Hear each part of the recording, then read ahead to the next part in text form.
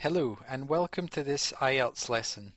Today we're focusing on writing task 1 and we'll be looking at the vocabulary and the grammar that you need to describe a line graph. This is what a writing task 1 looks like. In writing task 1 you're often asked to describe visual data. And there are two main problems that students face in this task. The first one is vocabulary and the second one is grammar. So today we're looking at lexical resource. Lexical resource means vocabulary.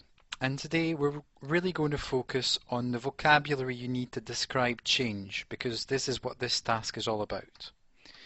We're also going to look at your grammatical range and accuracy, because in the IELTS exam you need to be able to show that you can use a variety of grammatical structures. Focusing on vocabulary now. In writing task 1 you need to use a variety of verbs to describe change. And this is important for two reasons: to avoid repetition and to show that you have a wide range of vocabulary. So here are a list of verbs that you can use to describe a line going down. You can say sales decreased, sales fell, sales dropped, and sales declined. All these verbs are in the past simple because the question is about a time in the past. Now here are some verbs to describe a line going up. You can say that sales increased, sales rose, sales grew, and sales climbed. So I would suggest that you take a screenshot or take a note of these verbs so that you can use them again in the future. A quick practice test now. Which is correct? Number 1, sales fell or sales rose? Here the answer is sales fell because the arrow is going down. Number 2, which is correct? Sales increased or sales increase?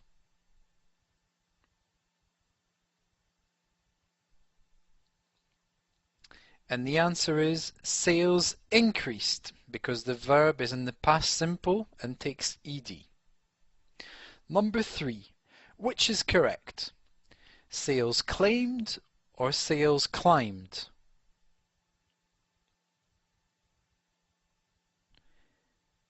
And the answer is sales climbed, because claimed there's a spelling mistake.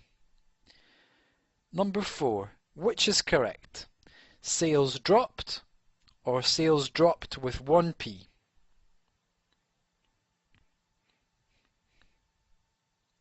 And the answer is sales dropped with two P's. So you have to be really careful to use the verbs with the correct spelling.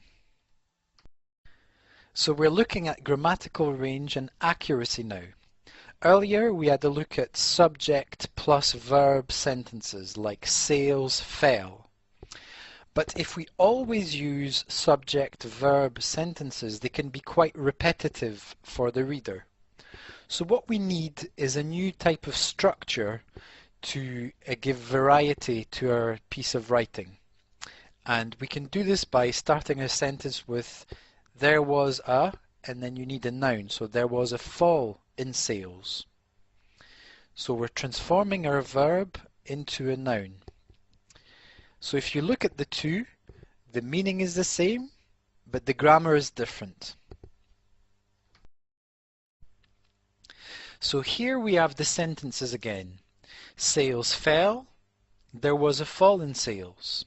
And you can do this with all the verbs. So for example, sales declined, there was a decline in sales. So take a moment now to note down these verbs or take a screenshot so that you can refer to them later on.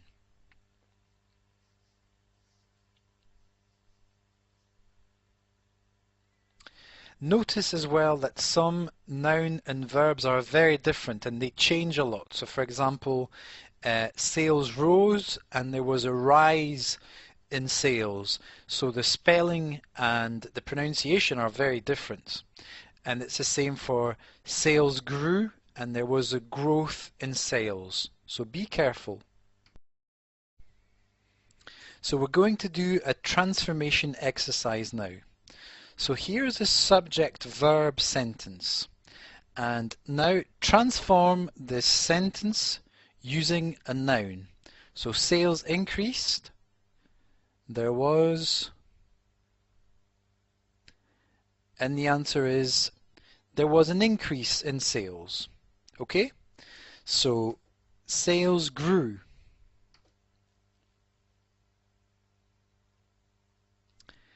And the answer is there was a growth in sales. Sales climbed.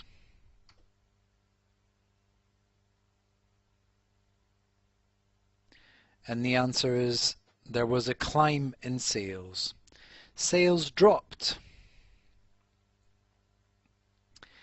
And the answer is there was a drop in sales. So I would suggest that you take a screenshot of this slide so that you can refer to it to transform these sentences again. So now that we've looked at the grammar and the vocabulary that you need for this task, pause the video and spend 20 minutes answering this question. Once you've finished, play the video again and together we'll have a look at a sample answer. Okay, so we're looking at a sample answer now. I suggest that you take a screenshot of this answer so that you can look at it later on. So you can see that the student has used a variety of structures. In blue he's used subject-verb structures, and in red he's been using the noun structures like there was a substantial decline in sales. The student has also used comparative adjectives like more popular, fewer, less popular, and he's also used adverbs like dramatically and sharply. I suggest that you go and check these words in the dictionary if you don't know them. And the student has also mentioned years and numbers, and this is really important because the reader always needs to know what year you're talking about and also the figures that you're talking about.